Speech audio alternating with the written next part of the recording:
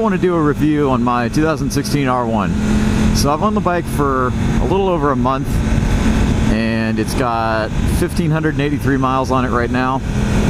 To be honest, I really, really love it. It's really a well-designed, well-engineered bike. But there's definitely a few things I want to talk about. So I feel like the best place to start reviewing this bike is probably with what I would say is the most important part of the bike, and that's the brakes. This is an extremely fast motorcycle, and you know, with that kind of speed, you need good brakes. So this bike has a unified braking system. So if I apply a whole bunch of the front brake, it's going to apply rear brake for me. It also has ABS, obviously, which seems to work really, really well. I've only had it kick in maybe once or twice, and I didn't feel like it was kicking in too early. So I normally ride the bike in B mode, generally anytime I'm cruising around out here in the country, or if I'm just going somewhere, I'll usually have it in B mode. So I use power level 2, traction control 3, and slide control 2. And then I have quick shifter and lift control on. And the quick shifter works really, really well. It's really smooth. It just does what it's supposed to do. So this bike comes from the factory with Bridgestone Battle Axe tires on it, and they're really, really nice tires. I think when I do need to change tires for the first time, I'll probably end up going with Q3s, just because that seems to be what everybody loves. Now this, of course, is the 60th anniversary model, so it's more expensive than the regular R1.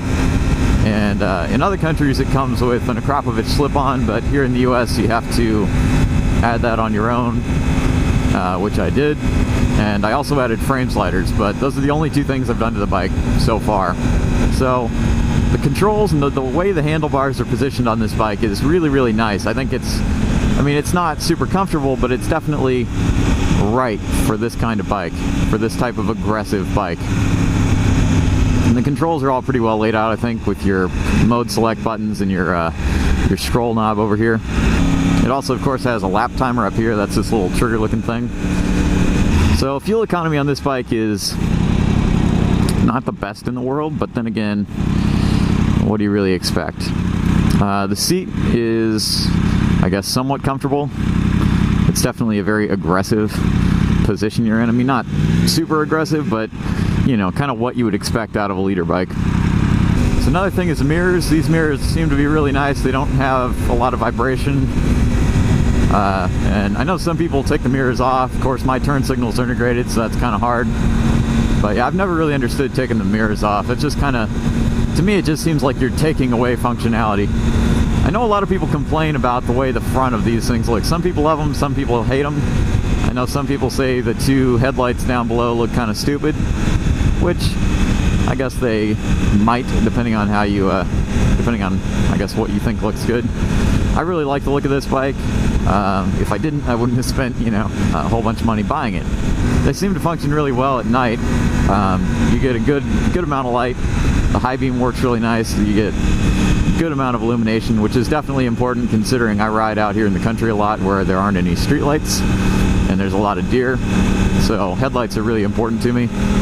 Another thing people have asked me multiple times is this a good bike for the street? Is this a good bike to commute on? And to be honest, I'm going to go with probably not. In traffic, this bike gets very hot and it gets very uncomfortable after a while.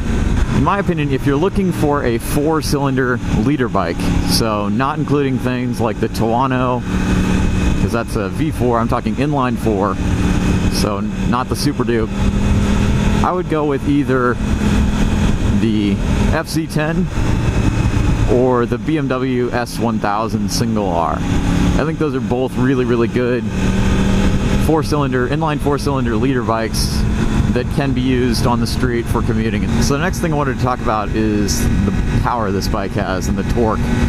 So the power and torque in this bike is, I guess, pretty much what you would expect out of a brand new leader bike. It's, you know, pretty much got power everywhere, and it's got a whole lot of power. And I think it delivers it in a really nice way. See, I really don't mean to be I don't know, kissing this bike's ass, but I really just don't have a whole lot of stuff that bothers me. I think I'm gonna go find a nice place to get off and do a little walk around. It's a little bit dirty right now because of all the bugs out here, but we'll do a little walk around for you. Alright, so here she is in all her glory. I guess I'll do a little bit of a walk around here. So like I said, I have the Akrapovic slip-on exhaust and Shogun frame sliders on it right now. And I really like the way it looks. I also mentioned that you know, people sometimes comment that they don't like the look of the front of this with the two headlights underneath, but really that's just, you know, the functionality is good, so I really don't mind it at all. I think it looks pretty cool.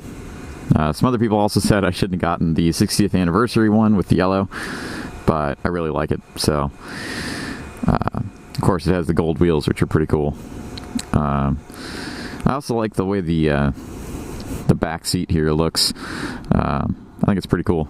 I've had one passenger on the back of this thing, and that was interesting. So if you're looking at getting one of these, I would say go ahead and do it. It's an awesome bike in my opinion.